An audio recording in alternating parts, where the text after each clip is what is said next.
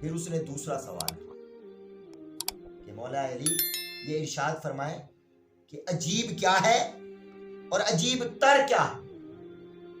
تو آپ نے فرمایا کہ عجیب دنیا ہے، عجیب دنیا ہے، یہ بہت ہی عجیب ہے، یہ رنگین دنیا ہے، عجائب و غرائب اس میں پائے جاتے ہیں، لیکن لوگ اس کی محبت میں مبتلا۔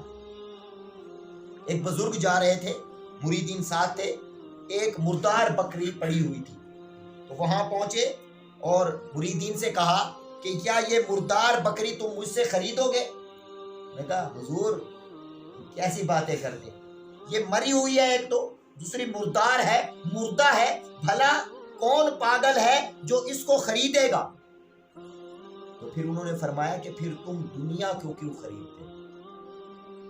دنیا تو مردار ہے، اور حضور علیہ الصلوۃ والسلام کا فرمان علی شان کہ دنیا مردار ہے اور اس کے چاہنے والے کتے۔ پھر اس نے کہا کہ حضور یہ چلو عجیب ہے، تو عجیب تر کیا ہے؟ فرمایا کہ عجیب تر وہ ہے جو اس دنیا کی رنگینیوں میں مست ہے، جو اس دنیا میں ملوث ہے، اس دنیا کی رنگینیوں میں مست ہوا پڑا ہے، اسے آخرت کی فکر نہیں، قبر کی فکر نہیں، وہ بندہ عجیب تر ہے۔